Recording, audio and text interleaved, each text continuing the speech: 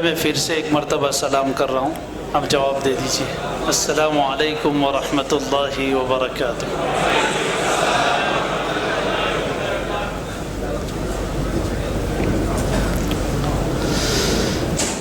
الحمد للہ وکفی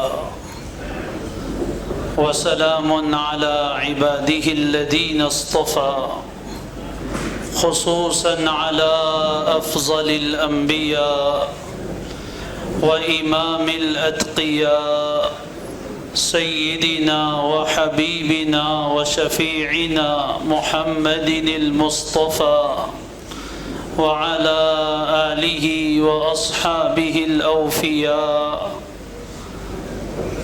أما بعد فأعوذ بالله من الشيطان الرجيم، بسم الله الرحمن الرحيم،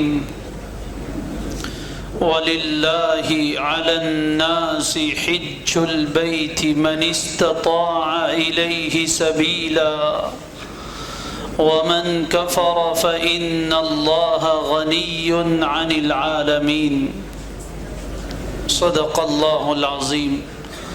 اللهم صل على سيدنا محمد وعلى آل سيدنا محمد وبارك وسلم۔ بہت ہی مبارکبادی کے قابل میرے دینی بھائیوں، دوستوں اور بزرگوں، واقعتاً آپ لوگوں کے چہرے دیکھ کر بھی دل خوش ہو رہا ہے، اس لیے کہ چند ہی دن کے بعد آپ اللہ تعالیٰ کے مہمان بننے والے ہیں۔ یہ جو پیشانیاں آپ کی نظر آ رہی ہے، چند دن کے بعد انشاءاللہ حرمین کی سرزمین پر سجدے کرنے والی ہے۔ یہ جو آپ کی آنکھیں ہیں انشاءاللہ چند دن کے بعد یہ خانہ کعبہ کی زیارت سے ٹھنڈی ہونے والی ہے، گنبد خضرا کی زیارت سے انشاءاللہ لطف اندوز ہونے والی ہے۔ آپ کے چہرے کو دیکھنا بھی ہمارے لیے خوشی کی بات ہے۔ سفر حج کے لیے اللہ تبارک و تعالی نے آپ کو منتخب فرمایا ہے، قبول فرمایا ہے۔ ہم سب جانتے ہیں کوئی اپنے مال کی بنیاد پر، اپنے عہدے کی بنیاد پر، اپنے نیکی اور تقوی کی بنیاد پر بھی اللہ کے گھر نہیں پہنچتا۔ بے شمار اولیاء کاملین ایسے گزرے ہیں جنہیں زندگی میں ایک مرتبہ بھی حج کا موقع نہیں ملا۔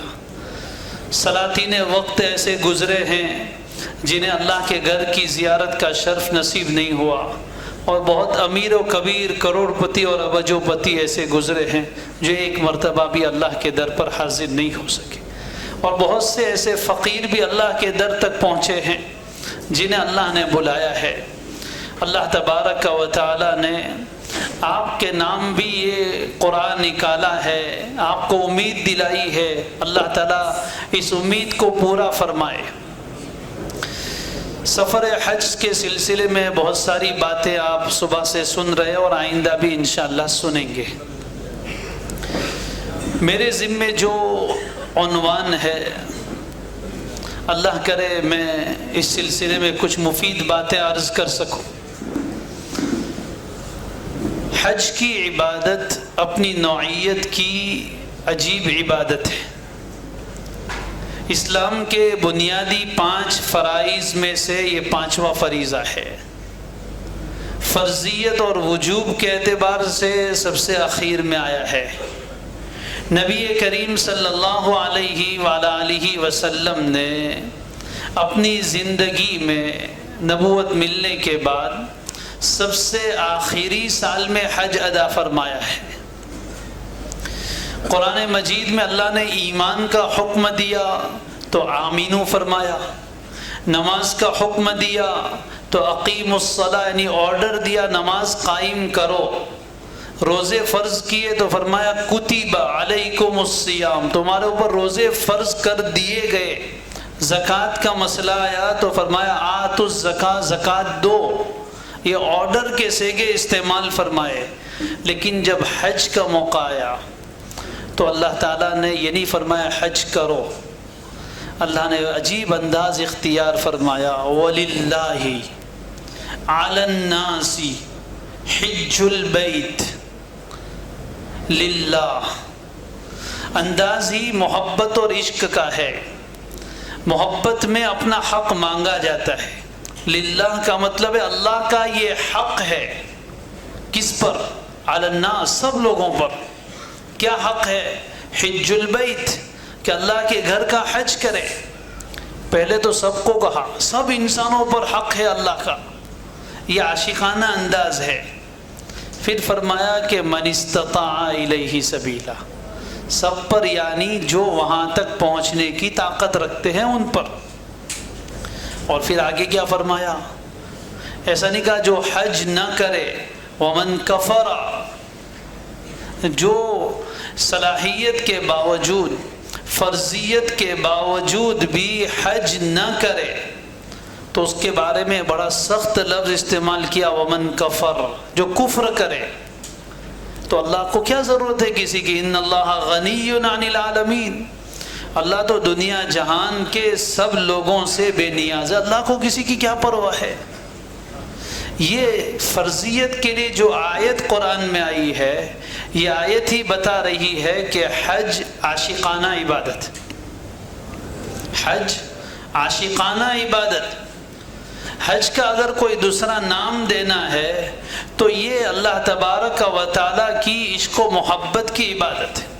علماء نے لکھا ہے کہ ہر مومن کے دل میں اللہ تبارک و تعالیٰ کی محبت ہے، اسی لیے ہم کلمہ پڑھتے ہیں، اسی لیے ہم نماز پڑھتے ہیں۔ آدمی کو جس سے محبت ہوتی ہے اس کو یاد کرتا ہے، جس سے محبت ہوتی ہے اس کی عبادت کرتا ہے۔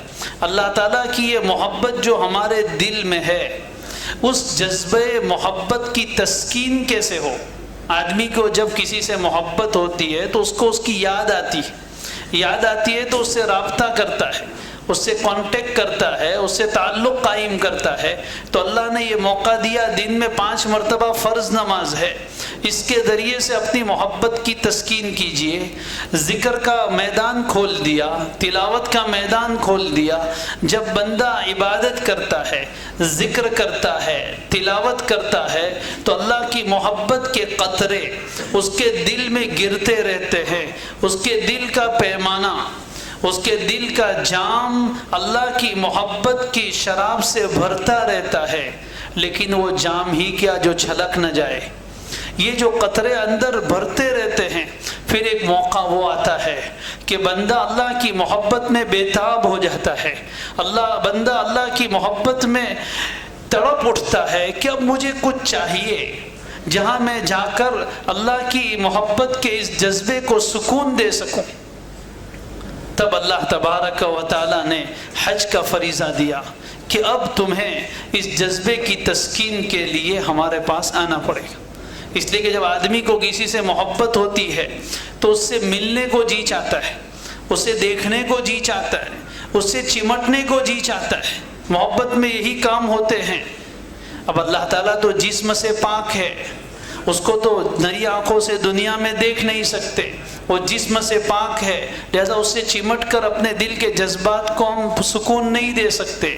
اللہ نے اس کا انتظام فرمایا، اور انتظام یہ فرمایا کہ زمین پر ایک گھر بنوایا، اس کی نسبت اپنی طرف کی کہ بیت اللہ ہے، یہ اللہ کا گھر ہے، اس کی نسبت یہ اللہ کی نام لگی چیز ہے، اللہ کے شاعر میں سے ہے، اس کو دیکھ کر اللہ یاد آتا ہے، اس کی نسبت اللہ کی طرف ہے، یہ بیت اللہ ہے۔ فرمایا آؤ میرے گھر، مجھ سے ملاقات کرنا ہے تو آؤ، اس کے لیے قربانی دینی پڑے گی، اپنی اس محبت کے دعوے میں سچے ہو یا نہیں ہو، اس کے لیے مال لگانا پڑے گا۔ آپ نے یہ 5-6 لاکھ روپے جو خرچ کیے، یہ اس بات کی دلیل ہے کہ آپ کے دل میں اللہ کی محبت ہے، ورنہ کون خرچ کرتا ہے؟ آپ اپنے گھر بار کو، بیوی بچوں کو چھوڑ کر اگر جا رہے ہیں تو اس لیے جا رہے کہ دل میں اللہ کی محبت ہے، اللہ دیکھنا چاہتا ہے کہ میری محبت میں سچا ہے یا نہیں۔ پھر جب یہاں سے نکلے، عشق و محبت کی کیفیت ہے، بندہ جیسے ہی احرام میں داخل ہوگا، آپ حج عمرے کی ترتیب شاید سن چکے، جیسے ہی احرام میں داخل ہوگا کیا کرے گا؟ لبیک اللہم لبیک۔ یہ کیا ہے؟ یہ اپنے دل کی بےتابی، یہ دل کی بے قراری کا اظہار ہے کہ اللہ میں آ رہا ہوں، گویا مجھ سے اب رہا نہیں جا رہا ہے، اللہ تو نے بلایا، وَأَذِّن فِي النَّاسِ بِالْحَجِّ، اللہ نے اعلان کروایا تھا، ہماری روحوں نے لبیک کہی تھی، اب یہ وقت آ گیا۔ بندہ جیسے ہی احرام میں داخل ہوتا ہے، ایک بار نہیں بار بار لبیک اللہم لبیک، لبیک لا شریک لک لبیک، ان الحمد والنعمت لک والملک لا شریک لک، نعرہ لگاتا ہے، اپنے دل سے اظہار کرتا ہے۔ لبیک کا معنی سمجھے کہ اللہ میں حاضر ہوں، ایک بار نہیں بار بار حاضر ہوں، اللہ میں آ رہا ہوں، اللہ میں آ رہا ہوں، یعنی اللہ بلا رہے ہیں، فاصلہ دور ہے، ابھی میں پہنچ نہیں پا رہا ہوں، تو درمیان میں بار بار یہ عشق و محبت کا اظہار ہے، اپنے دل میں عشق و محبت کے جذبات کو بھڑکانا ہے، اللہ میں آ ہی رہا ہوں، صرف تیرے لیے لا شریک لک، کوئی اور مقصد نہیں ہے، صرف تیری ملاقات کے لیے آ رہا ہوں، صرف تیری زیارت کے لیے آ رہا ہوں۔ دل میں اللہ کے گھر کو دیکھنے کا شوق، اللہ کے در کے چکر لگانے کا شوق دل میں جوش مارتا ہو، اور یہ ہم اس کیفیت میں یہاں سے نکلتے ہیں۔ چنانچہ اس کے آداب بتلائے، میقات سے آگے آپ بغیر احرام کے نہیں گزر سکتے، اب عاشقانہ لباس میں آنا پڑے گا، اپنے سارے ٹھاٹ باٹ چھوڑنے پڑیں گے، یہ سلے ہوئے بہترین کپڑے اور شیروانی پہنتے تھے، سر کے اوپر پگڑی اور ٹوپی پہنتے تھے، یہ سب نکالنا پڑے گا، دو چادروں میں لپٹ کر اللہ کے سامنے آ رہا، اللہ تو کہے تو ہم نے سب اپنی شان چھوڑ دی، بس دو چادر میں آ گئے اور اللہ کی طرف جا رہے، نہ بال میں تیل ڈال رہے، بال بکھرے ہوئے ہیں، بدن کا میل صاف کرنے کا بھی خیال نہیں ہے، کیوں؟ اس لیے کہ ہمیں تو ایک ہی دھن سوار ہے کہ اپنے رب کو پانا ہے، اپنے پروردگار کو پانا ہے، اس کی دھن ایسی سوار ہے کہ اس کو کسی چیز کا بھان نہیں، جوان بیوی ساتھ چل رہی ہے لیکن اس کی طرف شہوت کی نگاہ اٹھانے کی اجازت نہیں ہے کہ تو اللہ سے ملنے آ رہا ہے اور دنیا کی محبت کی طرف جا رہا ہے، شہوت کی طرف جا رہا ہے، اس کی گنجائش نہیں، نہ تو خوشبو لگا سکتا ہے، نہ عطر لگا سکتا ہے، نہ اپنے بدن کا میل دور کر سکتا ہے، نہ سر میں تیل ڈال سکتا ہے۔ یہ احرام کی پابندیاں کیا ہے؟ یہی عشق و محبت کے تقاضے ہیں کہ عاشق کو بھلا ان چیزوں کا کہاں خیال رہتا ہے، پھر یہاں سے نکلتا ہے، آگے بڑھتا ہے، خانہ کعبہ کو دیکھنے کا شوق اس کے دل میں بھڑکتا ہے، کیسے کیسے لوگ گزرے، کتابوں میں واقعہ لکھا ہے، ایک خاتون حج کے لیے نکلی۔ آج کل تو ہم لوگوں میں سے پوری دنیا میں شاید کوئی ایسا نہیں ہے جس نے خانہ کعبہ نہ دیکھا ہو، لیکن جس زمانے میں یہ ساری سہولتیں نہیں تھی، یہ کیمرے نہیں تھے، اس وقت کتنے مسلمان دنیا سے ایسے گزر گئے ہوں گے جنہوں نے ایک مرتبہ بھی خانہ کعبہ نہیں دیکھا، وہ بھی اللہ کی محبت میں تڑپتی تھی۔ قرآن مجید میں فَلْيَعْبُدُوا رَبَّ هَذَا الْبَيْتِ اور إِنَّ أَوَّلَ بَيْتٍ کی آیتیں پڑھ کر معلوم تھا کہ مکہ میں ایک گھر ہے، لیکن کیسا ہے وہ نہیں دیکھا تھا۔ وہ حج کے لیے نکلی، قافلے کے ساتھ روانہ ہے، بے تاب ہے، بے قرار ہے، بے چین ہے، بار بار لوگوں سے پوچھ رہی اَيْنَ بَيْتُ رَبِّي اَيْنَ بَيْتُ رَبِّي، میرے رب کا گھر کہاں ہے؟ لوگ کہہ رہے اللہ کی بندی تھوڑا انتظار کر، تھوڑی دیر میں آ جائے گا۔ جب مکہ مکرمہ میں داخل ہوئے، خانہ کعبہ قریب آیا، لوگوں نے بتایا یہ رہا دا بیت ربک، یہ تیرے رب کا گھر ہے۔ وہ اللہ کی محبت میں دیوانی تھی، اللہ کی سچی عاشقہ اور محبت کرنے والی بندی تھی، دیوانہ وار دوڑتے ہوئے گئی، خانہ کعبہ سے چمٹ گئی، اور چمٹ کر ایسی چمٹی کہ وہیں سے اس کی روح پرواز کر گئی۔ بہت دیر تک جب وہاں سے نہیں ہٹی، لوگوں نے اس کو وہاں سے ہٹایا تو پتہ چلا کہ اس کی روح تو پرواز کر گئی۔ یہ خانہ کعبہ کو دیکھنے کا شوق دل میں لے کر بندہ نکلتا ہے، لبیک کا نعرہ لگاتا ہے، اپنے سلے ہوئے کپڑے اتارتا ہے، اپنے ٹھاٹ باٹ چھوڑتا ہے، آگے بڑھتا ہے۔ پھر وہاں جا کر کیا ہے؟ پورا عمرہ دیکھو یا حج، عشق و محبت کی داستان ہے۔ جاتے ہی خانہ کعبہ پر نظر پڑتے ہی آپ کی کیا کیفیت ہوگی؟ اللہ ہمیں وہ کیفیت دے، اللہ کے گھر کے دیدار کی لذت عطا فرمائی۔ ابھی سے مانگنے کی چیز ہے کہ اللہ کی قسم، اللہ کے گھر کی زیارت کی اپنی لذت ہے، لیکن اللہ حفاظت فرمائے، بہت سی مرتبہ دل پر گناہوں کا ایسا اثر ہوتا ہے کہ اللہ کے گھر کو دیکھنے میں مزہ نہیں آتا۔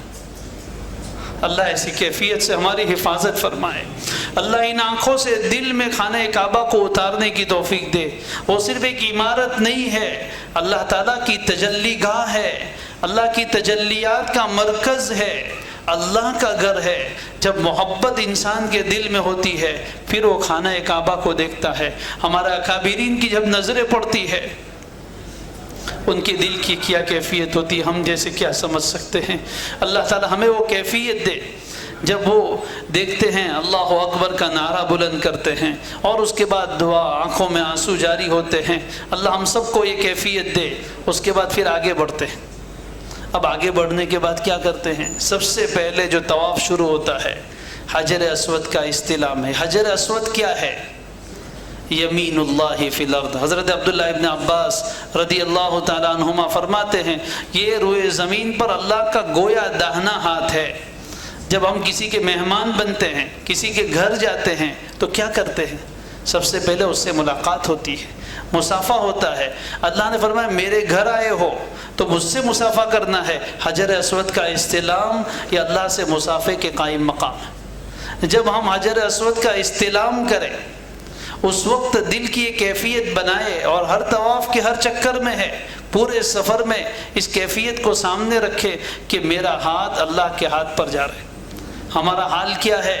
اگر کوئی اللہ کے نیک بندے ہمارے شہر میں مسجد میں آ جائے، ان سے مصافحے کے لیے تو ہم ٹوٹ پڑتے ہیں، اور موقع مل جائے تو اس کی خوشی کا چہرے پر اظہار ہوتا ہے کہ الحمدللہ حضرت سے مصافحہ ہو گیا۔ یقیناً اللہ کے نیک بندوں سے مصافحہ اور ان کے ساتھ معانقہ ہو جانا یہ بھی بڑی عزت کی چیز ہے، برکت کی چیز ہے۔ لیکن یہاں تو ہاتھ کس کے ہاتھ میں جا رہا ہے؟ یمین اللہ فی الارض۔ جب ہم وہاں ہاتھ رکھتے ہیں تو گویا ہمارا ہاتھ اللہ کے ہاتھوں میں ہے۔ دعا کر اللہ یہ ہاتھ آپ کے ہاتھوں میں ہے، دستگیری فرما دیجیے، اب چھوڑ مت دیجیے۔ گناہ معاف ہوتے ہیں، کیفیت ہے۔ اس کے بعد پھر کیا ہے؟ طواف کیا ہے؟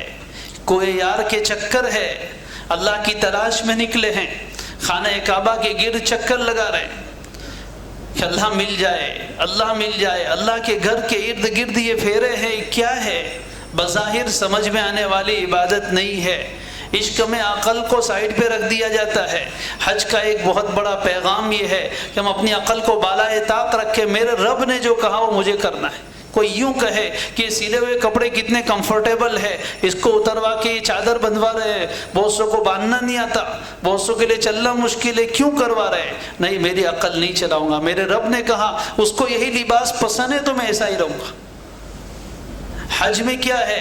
عام حالات میں نظافت کو، صفائی ستھرائی کو شریعت نے بڑی اہمیت دی۔ میلے کچیلے کپڑے پہننا یہ شریعت کا حکم نہیں ہے۔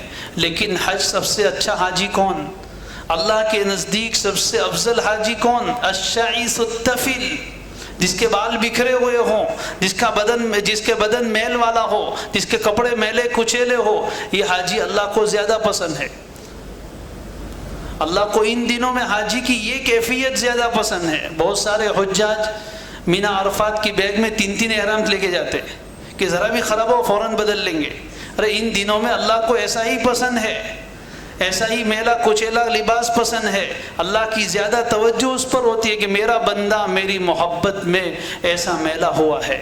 یہ اس کو محبت کے جذبات ہیں۔ پھر اس کے بعد کیا ہوتا ہے؟ کبھی ملتزم پر نبی کریم صلی اللہ علیہ وسلم طواف کیسے کرتے ہیں؟ جب حجر اسود سے شروع کرتے ہیں تو آپ نے مسئلہ سن لیا ہوگا کہ طواف کے دوران ہمیں نگاہ نیچے رکھنی ہے، ادھر گھما کر نہیں دیکھنی ہے۔ لیکن جب آپ طواف کرتے کرتے رکن یمانی پر آتے ہیں تو کیا کرتے ہیں؟ کبھی ہاتھ لگاتے ہیں، کبھی آپ سواری پر ہے تو اپنی ہاتھ میں ایک چھڑی ہے اس سے اس کو ٹچ کرتے ہیں، اس کو چھوٹتے ہیں کہ اب رہا نہیں جا رہا ہے، اللہ کے در کے چکر لگ رہے، یہاں سے شروع کیا یہاں تک آیا، اب تو رہا نہیں گیا، تھوڑا سا چھو لیا، اس کے بعد آگے بڑھے، حجر اسود آیا، اب تو رہا نہیں گیا، حجر اسود کو چوم لیا۔ یہ چومنا کہاں ہوتا ہے؟ جہاں محبت ہوتی ہے۔ طواف مکمل ہونے کے بعد آپ صلی اللہ علیہ وسلم کہاں ہے؟ ملتزم پر ہے۔ حجر اسود اور خانہ کعبہ کے دروازے کے درمیان کی دیوار کا حصہ، اس کا نام ہی ملتزم ہے، یعنی چمٹنے کی جگہ۔ میں نے شروع میں کہا تھا محبت میں جی چاہتا ہے کہ اس سے چمٹا جائے۔ اب اللہ جسم سے پاک ہے، اللہ کے نبی صلی اللہ علیہ وآلہ وسلم وہاں آگے بڑھے، آپ نے اپنا سینہ مبارک ملتزم سے یوں چمٹایا اور ایسے اس کو اپنی کولی بھری جیسے کوئی بچہ اپنی ماں کے سینے سے چمٹتا ہے، اور آنکھوں میں آنسو جاری ہے۔ حضرت عمر رضی اللہ تعالیٰ عنہ دیکھ رہے، فرمایا عمر یہ وہ جگہ ہے جہاں آنسو بہائے جاتے ہیں، یہ وہ جگہ ہے جہاں آنسو بہائے جاتے ہیں، یہ عشق و محبت ہے۔ کبھی یہاں چمٹ رہے ہیں، کبھی حجر اسود کا استلام ہے، پھر صفا مروہ کے بیچ میں دوڑنا، یہ کیا ہے؟ عشق و محبت کے تقاضے ہے۔ پھر یہاں گئے، مسجد حرام اتنا بہترین مقام ہے، بہترین مسجد ہے، لیکن اب کہاں حج کے دن آئے، واپس اللہ کی تلاش میں نکلو۔ اب مکہ چھوڑ کر، آبادی چھوڑ کر، مینا تو اس زمانے میں جنگل تھا، وہاں جاؤ، خیمے میں رہنا ہے۔ آدمی سوچے یہاں اتنی اچھی ہوٹل تھی، 5 سٹار 7 سٹار میں رہ رہے تھے، اس کو چھوڑ کے خیمے میں جانا ہے؟ نہیں، ساری شان چھوڑو، چھوٹی سی جگہ، اللہ کی محبت، اللہ کی تلاش میں اب یہاں سے نکل کر وہاں جا رہے ہیں۔ مینا میں جا کر ایک رات، عرفات کے میدان میں وہاں ہے۔ عرفات میں کیا ہے؟ وہاں بھی کھلا آسمان، نیچے زمین۔ یہ خیمے آج کل جو ایئر کنڈیشن آ رہے ہیں وہ تو ہم جیسے کمزوروں کے لیے اللہ نے آسانی کی ہے، باقی حجاج کرام جو جاتے تھے اوپر آسمان نیچے زمین ہے، وہاں جا کر کھلے آسمان کے نیچے اللہ کی عبادت، نظام بدل رہے، کبھی جماعت تقدیم ہو رہی ہے، کبھی جماعت تاخیر ہو رہی ہے، نماز کے وقت آگے پیچھے، اپنی عقل پر نہیں چلنا ہے، روٹین پر نہیں چلنا ہے، اللہ جو کہے ویسا کرنا ہے۔ پھر اس کے بعد ابھی تو عرفات میں مانگ مانگ کر تھکے تھے، اللہ تعالیٰ کی طرف سے مغفرت کا پروانہ لیا تھا اور جی چاہ رہا تھا، اب تھکے آ رہے، سو جائے، فرمایا نہیں، نکلو یہاں سے، ابھی اور آگے بڑھنا ہے۔ عرفات سے مزدلفہ، رات وہاں گزارنی ہے، مغرب وہاں جا کے پڑھنی ہے، یہاں نہیں پڑھ سکتے۔ مزدلفہ میں رات کو وہاں جا کے مغرب و عشاء پڑھ رہے، کھلے آسمان کے نیچے رات گزارنے کا ایک ہی شاید موقع ملے گا۔ اس کے بعد وہاں سے کنکر اٹھائے، پھر وہاں صبح وقوف عرفہ، پھر اٹھ کے واپس صبح میں مانگو، پھر وہاں سے مینا، وہاں سے شیطان کو کنکر مارو۔ یہ کیا ہے؟ یہ سارے عشق و محبت کے تقاضے ہیں۔ بظاہر اب شیطان کے وہ دیوار پر کنکر مارنے سے کیا ملے گا، لیکن نہیں، اللہ نے فرمایا یہی کرنا ہے تو یہی کر رہے۔ عاشق یہ نہیں پوچھتا کہ ایسا کیوں کرنا ہے، بس اللہ فرماتے مجھے یہ پسند ہے، ٹھیک ہے وہی کریں گے۔ شیطان کو کنکر مارے جا رہے، پھر اس کے بعد خیمے میں رہنا ہے، وہاں تکبیر پڑھنا ہے، پھر اب طواف زیارت کے لیے آؤ۔ اب طواف زیارت کے لیے اللہ کی تلاش میں نکلے تھے، مکہ سے مینا گئے، مینا سے عرفات آئے، عرفات سے مزدلفہ آئے، مزدلفہ سے پھر مینا آئے، تلاش میں ہم نے اپنی سچائی ثابت کر دی تو اللہ نے فرمایا ٹھیک ہے تم سچے ثابت ہوئے، اب آؤ زیارت کے لیے۔ اب احرام کھل گیا ہے، اب اچھے کپڑے پہنو، اب خوشبو لگاؤ، اب میرے دربار میں ایک اچھی شان اور اچھی حالت کے ساتھ آنا ہے۔ یہ طواف زیارت ہے جو حج کا رکن ہے۔ طواف زیارت میں وہی عاشقانہ کیفیت ہو۔ میرے دوستو حج کے لیے جا رہے ہیں، صرف یہ پھیرے نہیں ہے، اپنے دل میں عشق و محبت کی آگ جلا کر جانا ہے اور اس آگ کو اور انگارہ بنا کر لانا ہے۔ وہاں سے ہر کیفیت میں اللہ تبارک و تعالیٰ سے عاشقانہ کیفیت میں مانگے، بھول جائے میرے ساتھ کون ہے، یہ میرے گاؤں کا ہے، یہ میرے محلے کا ہے، یہ میرے کو ایسی دعا مانگتے ہوئے سوچے، دیکھے گا تو کیا سوچے گا، ارے جس کو جو سوچنا ہو سوچے، میں تو دیوانہ بن کر آیا ہوں، مجھے تو اپنے رب کو منانا ہے، اس کے سامنے چیخنا چلانا۔ الحج العج والسج، حج نام ہے کس کا؟ زور زور سے تلبیہ پڑھنے کا اور اللہ کی راہ میں جانوروں کا خون بہانے کا۔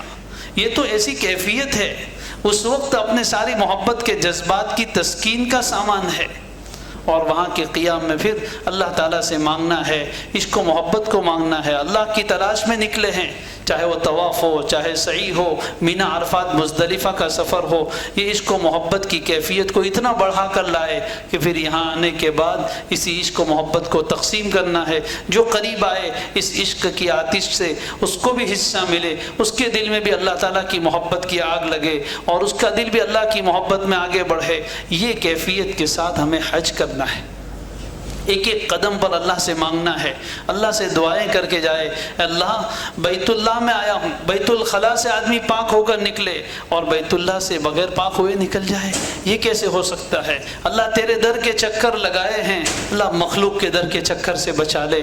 یہ قدم تیرے گھر کے ارد گرد گھوم رہے، یہ عشق و محبت طواف کرتے ہوئے کیا سوچے، یہ وہی صحن کعبہ ہے جہاں پیارے آقا صلی اللہ علیہ وسلم کے سجدے محفوظ ہے، یہ وہی مطاف کعبہ ہے جہاں آپ کی کلمہ طیبہ کی اور دعوت کی صدائیں گونج رہی ہے، یہ وہی صحن کعبہ ہے جہاں حضرت اسماعیل علیہ السلام کے قدم ہے، حضرت ابراہیم علیہ السلام کے قدم ہے، اور پتہ نہیں کتنے انبیاء نے یہاں طواف کیا ہے، اور تب سے لے کر اب تک کیسے کیسے اولیاء کاملین، صحابہ اور تبع تابعین اور کیسے کیسے بڑے اللہ والے یہاں سے گزرے ہیں، پتہ نہیں ہمارا قدم اس جگہ پڑے جہاں پیارے آقا صلی اللہ علیہ وسلم کا قدم پڑا ہے۔ طواف کرتے ہوئے سوچے کہ پتہ نہیں کون سی جگہ تھی جہاں پیارے آقا صلی اللہ علیہ وسلم سجدے میں تھے، آپ کے اوپر اوجڑی رکھی گئی تھی، آپ سجدے سے اٹھ نہیں پا رہے تھے، حضرت فاطمہ نے رضی اللہ عنہ آ کر ہٹائی تھی، یہ شاید یہی کوئی جگہ ہوگی۔ اس وقت اس منظر میں گھوم جائے، ابھی وہاں طواف کرتے کرتے کلاک ٹاور کو دیکھنے کی ضرورت نہیں ہے، 1450 سال پہلے کے مکہ کو سوچنے کی ضرورت ہے کہ یہاں کنکر تھے، پتھر تھے، یہاں مٹی تھی، یہاں کہاں کہاں قدم پڑے ہوں گے، یہاں کیسے اب صفا مروہ پر جا رہے ہیں، وہاں جا کر دیکھیں یہاں دار ارقم تھا جہاں اسلام کا سب سے پہلا مرکز ہے، سب سے پہلا مدرسہ ہے، وہ سب سے پہلی خانقاہ ہے، سب سے پہلا سب کچھ ہے، ادھر سے آپ علیہ السلام آتے ہوں گے، وہاں اس بات کی کیفیت اور تصور کے ساتھ وقت گزارے کہ پتہ نہیں حضور کیسے آتے ہوں گے۔ مسجد نبوی میں آپ جائے، امام صاحب نماز کے لیے آتے ہیں، ایک وقت وہ تھا جب آپ صلی اللہ علیہ وسلم حجرہ شریفہ سے نکل کر تشریف لاتے تھے، جب جماعت کھڑی ہوتی تھی، جب اذان سنے، ایک وقت وہ تھا جب حضرت بلال کی اذانیں آتی تھی۔ اللہ والوں نے فرمایا کہ اگر ہم اپنے آپ کو 1450 سال پیچھے لے جائے، دنیا کی یہ ساری رنگینیاں اور وہاں کی بہترین زرق و برق عمارتیں وہ کچھ نہیں ہے، آج بھی انوارات الحمدللہ وہی باقی ہے، بشرطے کہ ہم اپنے دل میں وہ کیفیت پیدا کریں، اس عشق و محبت کی کیفیت میں کہ یہاں کہیں آپ علیہ السلام تشریف لاتے ہوں گے، یہاں مجلسیں لگتی تھی، جب جمعہ کے خطبہ سنے، ممبر پر آپ علیہ السلام تشریف لاتے تھے، اس وقت کیا کیفیت ہوتی ہوگی، اس وقت کے تصور میں اپنے آپ کو رکھیں، زیادہ سے زیادہ وقت مسجد حرام اور مسجد نبوی میں گزارنے کی کوشش کرے، ہر گوشہ گوشہ نور سے معمور ہے، پتہ نہیں کس جگہ آپ علیہ السلام کے سجدے ہیں، کہاں حضرت عمر کے سجدے ہیں، کہاں حضرت ابو موسیٰ اشعری رضی اللہ تعالیٰ عنہ کی قرات ہے، کہاں حضرت ابی ابن کعب کی قرات ہے، کیسے کیسے صحابہ کی وہاں عبادتیں، وہاں ان کی جہاد کی مشقیں ہیں، وہاں ان کے زخم ہے، وہاں ان کی ساری چیزیں ہیں۔ اللہ تبارک و تعالیٰ سے اس کیفیت کے ساتھ ہم حج کر کے آئیں گے تو انشاءاللہ عشق و محبت کی کیفیت ہوگی۔ فضائل حج میں آپ نے عاشقوں کے واقعات پڑھے اور سنے ہیں، ہمارے اندر اتنی سکت نہیں کہ ہم وہ سب کچھ کر سکے، لیکن ان کے واقعات کو سن کر اپنے دل کی کیفیت تو ایسی بنائے۔ سب سے بڑی چیز حج میں یہ ہے کہ ہم اپنے دل میں اخبات کی، اپنے دل میں عاجزی اور تواضع کی کیفیت پیدا کریں، اپنے آپ کو کچھ نہ سمجھے۔ کبھی کبھی طواف کرتے ہوئے مجمع کو دیکھیں، یا اللہ یہ لاکھوں لوگ یہاں آئے ہیں، شاید مجھ سے برا کوئی نہیں ہوگا، اللہ ان کے درمیان میں بھی آیا ہوں، اللہ مجھ پر بھی توجہ فرما دیجئے۔ طواف کرتے کرتے یہ سوچے، اے اللہ قرآن میں آپ نے فرمایا وَإِذَا حَضَرَ الْقِسْمَةَ أُولُو الْقُرْبَى وَالْيَتَامَى وَالْمَسَاكِينُ فَارْزُقُوهُم، جب کوئی وراثت کا مال تقسیم ہو رہا ہو اور جو حقدار نہیں ہے ایسے یتیم مسکین لوگ آ جائے تو ان کو بھی کچھ دے دیا کرو۔ اللہ آپ بھی تو تقسیم فرما رہے ہیں، خانہ کعبہ سے فیض تقسیم ہو رہا ہے، آپ کے بندوں کو مل رہا ہے، اللہ سب لے رہے ہیں، میں حقدار نہیں ہوں، میں نکما ہوں، نالائق ہوں، لیکن یہ اللہ جب ان کو آپ دے رہے ہیں ان کے ساتھ ساتھ آپ مجھے کیسے محروم رکھ سکتے ہیں؟ اللہ مجھے بھی دے دیجئے۔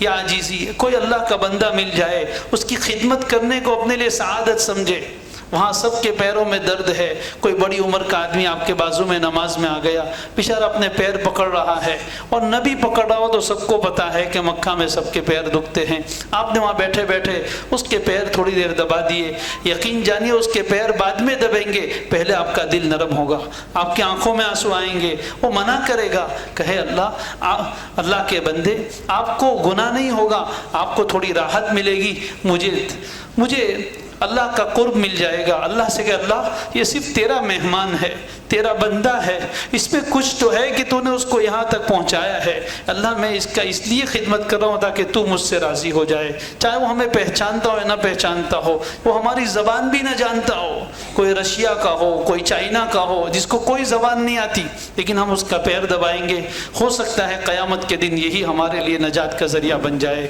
اللہ تبارک و تعالی آپ سب کے حج کو بے انتہا قبول فرمائے، آسان بنائے، عشق و مستی والا سفر نصیب فرمائے۔ اللہ تعالی حج کے جو مقاصد ہیں اس میں کامل درجے میں کامیابی نصیب فرمائے۔ اللہ ہم سب کو بار بار ایسے مقبول حج اور عمرہ عطا فرمائے۔ آمین۔ وآخر دعوانا ان الحمد للہ۔